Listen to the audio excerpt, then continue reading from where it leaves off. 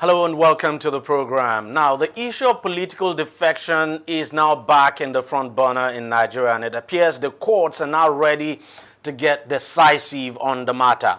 Recently, a federal high court declared vacant the seat of Senator Sonny Ogbuoji, who represents Ebonyi South Senatorial District, after the senator defected from the main opposition PDP to the ruling APC in 2018. Ogbuoji was one of 13 persons, including former Minister of State for Power and Steel Godi Ogbaga, who defected in Ebonyi State last August. At the time, Ogbuoji cited factionalization as his reason for leaving the PDP for the APC. But, of course, his constituents and the PDP in his state did not buy that and took the matter to court. They argued that at the time the senator left the PDP, there was no faction in the party. They based their lawsuits on Section 68(1)(g) of the 1999 Constitution as amended. Now, the court eventually agreed with their argument and ordered that the Independent National Electoral Commission withdraw the certificate of return issued to the senator and to conduct a fresh election to fill the seat.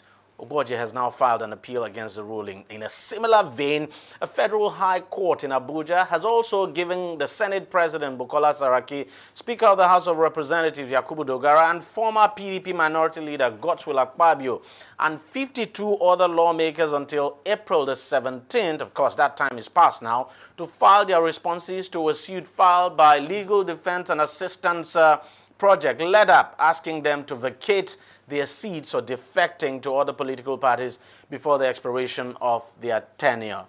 Now, Justice Okonabang adjourned the matter until April 18th, and of course that time has also passed, but since then, nothing more has been heard of the case. The court cases have resurrected the issue of defection after it became the major topic in Nigeria's political sphere between July to September last year, when the ruling All Progressives Congress almost lost its majority in the Senate and House of Reps. Now, back then, the ruling party lost a large majority of its senators, including 15 in one sitting, with majority of them heading to the People's Democratic Party, while the PDP, of course, also lost some members to the APC.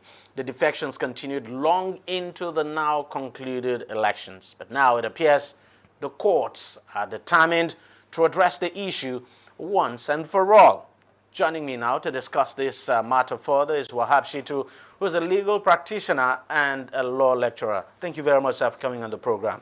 Hi, my pleasure. Thank you, Deji. Yeah, let's quickly talk about that section now. You have the Constitution in front of you. What exactly does the Constitution say about political defection? I think to answer that question, we have to have regard to Section 38 of the Constitution, Section 39 of the Constitution, as well as Section 221 up to 229 of the Constitution. And then what is the substance of the provisions of all of this? Is that, yes, every citizen has the right to freedom of thought, conscience, and religion. That's Section 38. Section 40 guarantees to every citizen the right to freedom of association. And assembly. If you look at Section 221, it says the only platform through which any candidate can contest election is through political parties. And that runs through Section 221 to 229. So if you marry these provisions, together, what is clear is that yes, you have a right to defect as a citizen or a member of a political party. You have a right to, because you are guaranteed the freedom of association. You should freely move. Freely move. But when you move, there should be consequences, because you are moving by virtue. You contested election by virtue of a political platform. Now that you have changed that political platform, you cannot continue to rely. Especially in a country where the Constitution does not recognize independent candidates. And the fact is that the Constitution recognizes the party over the individual. Yes, so those decisions declaring the seat vacant is very plausible. But again, there's a caveat. Before you can move, then you must be able to justify the movement by saying that there is factionalization in the previous political platform. And that is really, really very difficult to establish. So where you are unable to establish factionalization in the real sense of it. And that's exactly what has played out in the case of Senator Sonny Ogbuoji. Yes. He claimed that the party was factionalized, but of course the PDP and his constituents insisted that at the time he left the party, there was no faction. that the problem in the party had been settled. That's the faction now between Modu Sharif and McCarthy had been settled by the Supreme Court. That precisely is the point. It raises a heavy burden of proof on the person who is moving.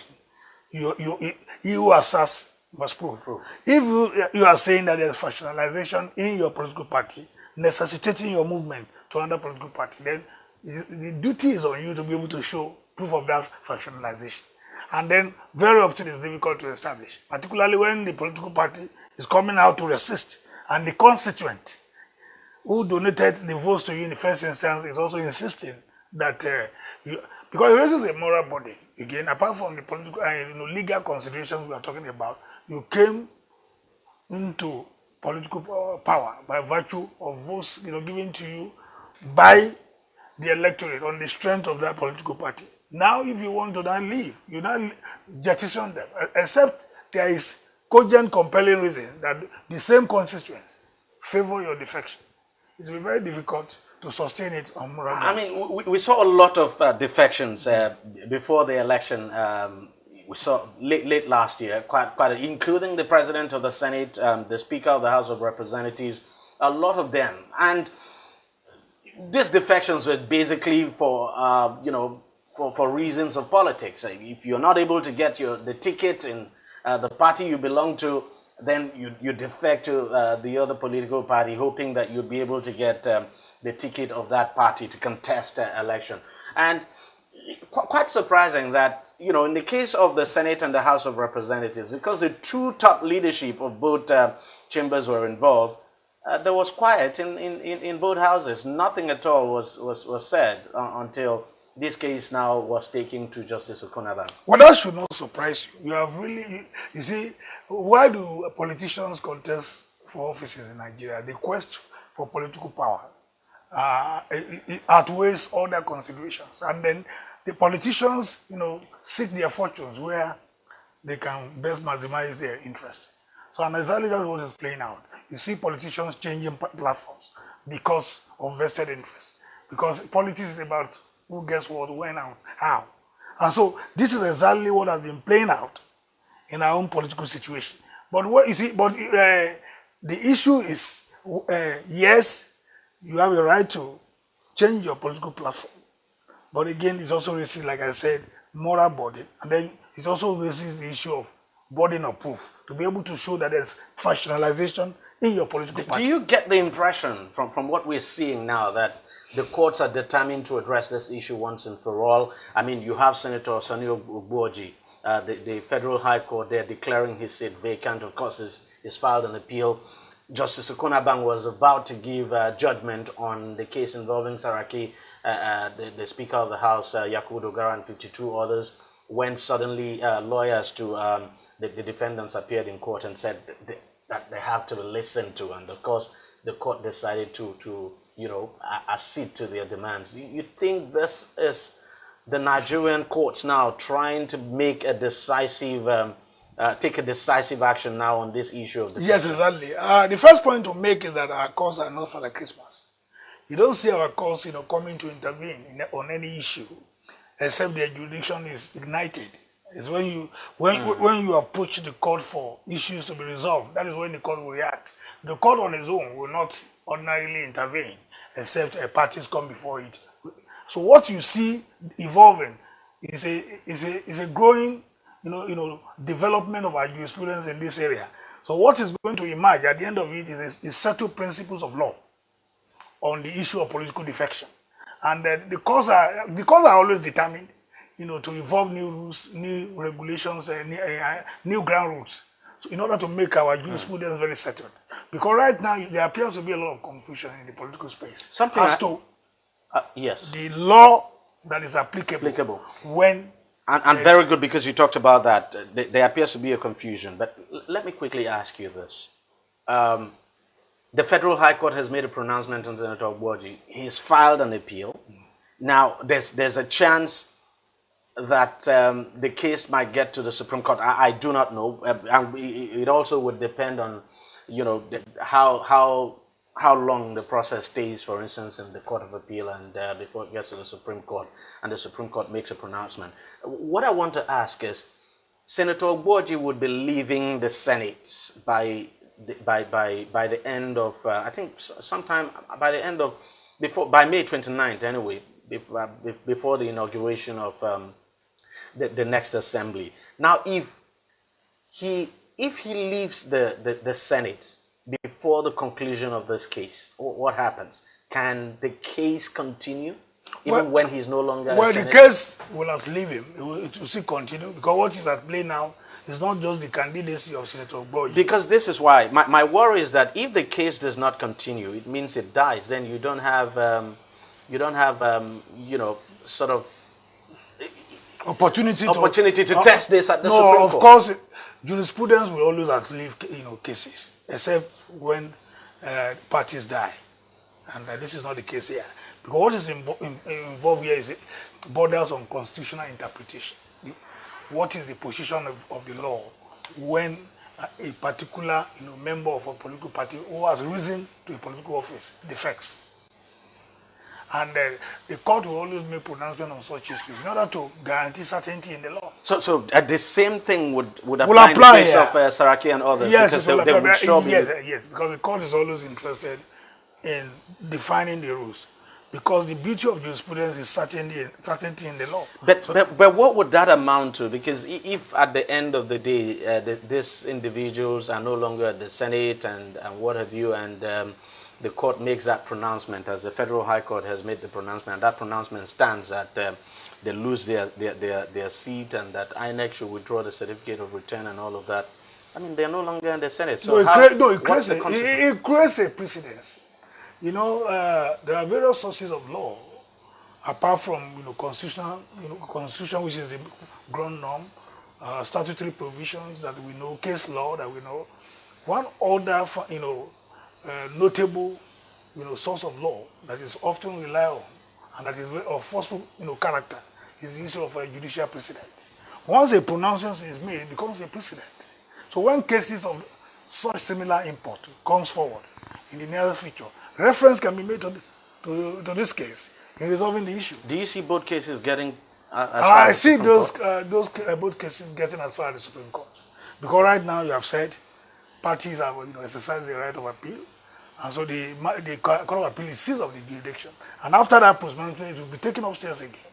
So that a body of principles that will guide future cases is established.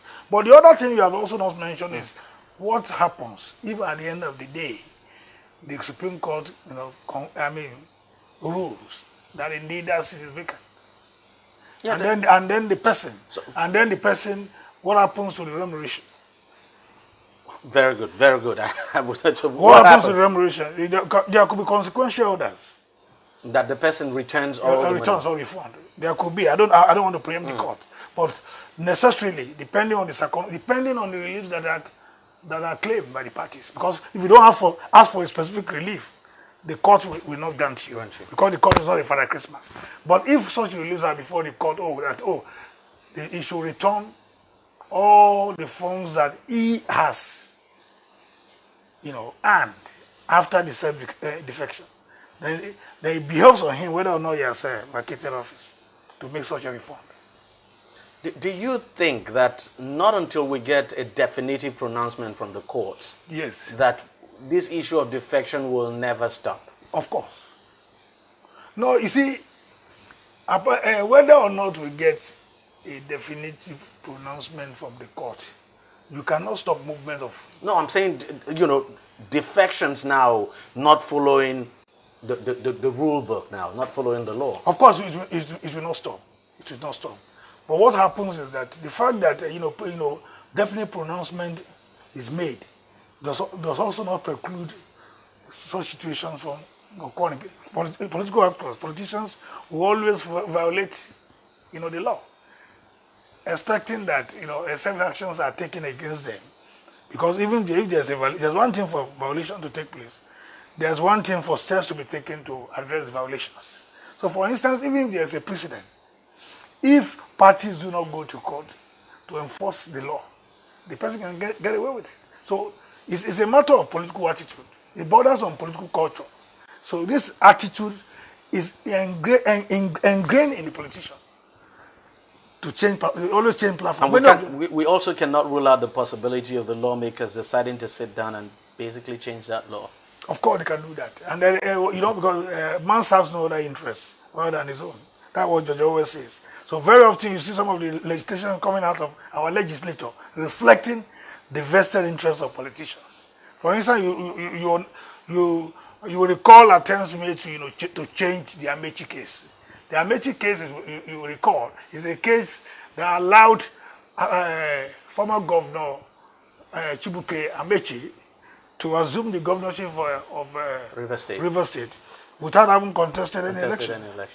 So, as a fallout of that, there's a legislation. Yeah. Exactly. You see, so you can see it depending to check that. So all of these things will continue to occur because the political attitude is quite different from law, the legislation. You cannot change the attitude of politicians. Politicians will continue to maneuver. They will continue to play, employ, tricks, and depending on their vested interests, and that will not change. But what is important is for us to have settled principles on all of this in order to guide future conduct. Mr. Wahab, thank you very much for coming on the program and for shedding more light on this very controversial subject. It's my pleasure. Thank you. Well, we'll take a short break now, and we'll be right back. On Deji 360, we don't just ask the questions. What is wrong with amending the Constitution the way the National Assembly members have been doing it? We seek answers. The Constitution is constituent. Our problem is not lack of laws. Our problem is lack of the willpower to implement our laws. Answers that provide clarity. While we negotiate, we should try to make it a point that the girls must be complete. The clarity you need to make informed judgment so that you can make the right decision and take action. People are saying it is you politicians that are responsible for this, that you are the reason why this is happening. All these dollars that call themselves governors in this country? I wish we had people like Tony at the National Assembly. God forbid that I go to join that band. Deji 360, providing clarity to issues.